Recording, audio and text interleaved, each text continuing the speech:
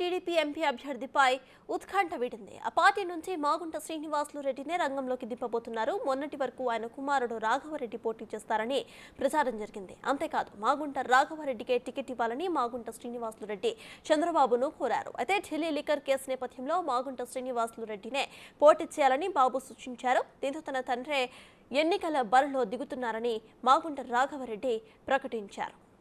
మొత్తానికి Ongole TDP MP అభ్యర్థిపై ఒక ఉత్కంఠ అయితే వీడింది. ఇదే విషయంపై పూర్తి డీటెయిల్స్ ను మా ఎగ్జిక్యూటివ్ ఎడిటర్ అశోక్ అందిస్తారు.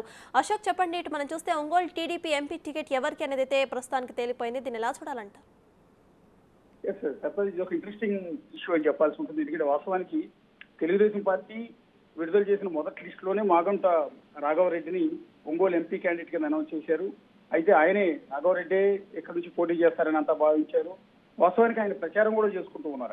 అక్కడ ఉన్న పార్లమెంట్ పరిధిలో ఉన్న 7 కాన్స్టిట్యున్సీలో ఉన్న ఎమ్మెల్యే అభ్యర్థులు కూడా ఈయనే ఎంపీ క్యాండిడేట్ గా భావించారు. కానీ అనూహ్య పరిణామాల మధ్య ఇవాళ ఒక డెసిషన్ తీసుకుని తాను పోటీ చేయట్లేదు, తన ప్లేస్ లో తన తండ్రి మాగుంట శ్రీనివాసులు రెడ్డి పోటీ చేస్తారంటూ ఒక సంచలనమైన ప్రెస్ నోట్ రిలీజ్ చేశారు. ఎందుకు ఏంటనే కారణాలు మాత్రం వివరించట్లేదు. కేవలం ఆయనకున్న పరిచయాల నేపథ్యంలో కేంద్రం నుంచి తన తండ్రి శ్రీనివాసులు రెడ్డి అయితేనే పెట్టుబడులు తీసుకురావడం కావచ్చు, నిధులు తీసుకురావడం కావచ్చు, ఇవన్నీ చేయగలుగుతాడు.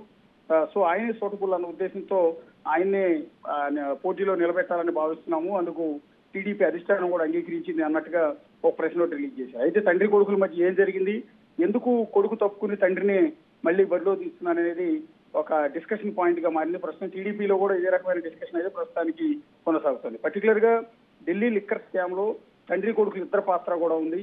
ఈ కేసులో మాగుంట రాఘవరెడ్డి ఇప్పటికి అరెస్ట్ అయ్యి జైల్లో కొంతకాలం కూడా జైల్లో ఉన్నారు. ఆ తర్వాత బెయిల్ పై విడుదలయ్యారు. ఆ తర్వాత మాగుంట శ్రీనివాసరెడ్డి కూడా ఇందులో కీ రోల్ అనేది ఈ మధ్యకాలంలో ఛార్జ్ షీట్ లో కూడా మెన్షన్ చేయడం జరిగింది. ఈ నేపథ్యంలో అదే కేసులో ఆరోపణలు ఎదుర్కొంటున్న తండ్రిని కూడా అరెస్ట్ చేస్తారని ప్రచారం జరిగింది. కానీ అనూహ్య పరిణామాల నేపథ్యంలో మాగుంట శ్రీనివాసరెడ్డి అప్రూవర్ గా మారటం, ఈ లిక్కర్ కేసుకు సంబంధించి ముందస్తు బెయిల్ తీసుకోవడంతో ఆయన ప్రస్తుతానికి అయితే బయట ఉన్నారు. వాస్తవానికి తండ్రి కొడుకులు ఇద్దరు కూడా తిహార్ జైల్లో ఉండాల్సిన పరిస్థితి ఉండేది.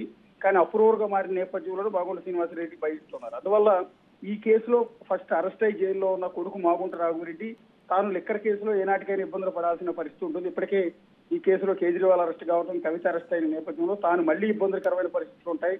సో అవసరమైతే మళ్ళీ జైలుకి వెళ్లాల్సిన పరిస్థితి కూడా ఉంటుందన్న భావనలో ఉన్నట్టున్నారు. అందుకని ఆయన తప్పుని తన తండ్రి అయితేనే ఇక్కడ సూటబుల్ అన్న ఉద్దేశంతో తన తండ్రిని బరిలోకి దింపించే ప్రయత్నం చేశారు. ఆ విషయంలో సక్సెస్ అయినట్టుగానే తెలుస్తోంది. సో లిక్కర్ స్కామ్ వల్ల ప్రస్తుతం ఏపీలో ఇద్దరు తండ్రి కొడుకులు ఇద్దరు ఆరోపణలు ఎదుర్కోవటం, ఏకంగా కొడుకు అరెస్ట్ కావటం, ఆ తర్వాత కొడుకే మళ్ళీ టికెట్ రావటం, అలాగే లిక్కర్ కేసులో ముఖ్యమైన కీ రోల్లో ఉన్న మాగుంట రాఘవరెడ్డికి టికెట్ ఎలా ఇస్తారు అంటూ మిగిలిన పార్టీలు కూడా తీవ్రమైన ఆరోపణలు చేయడం జరిగింది. ఈ ఆరోపణల నేపథ్యంలోనే తాను కాకుండా తన తండ్రి అయితేనే కరెక్ట్ అని భావించి నిర్ణయం తీసుకున్నట్టు తెలుస్తుంది. Right, thank you Ashok.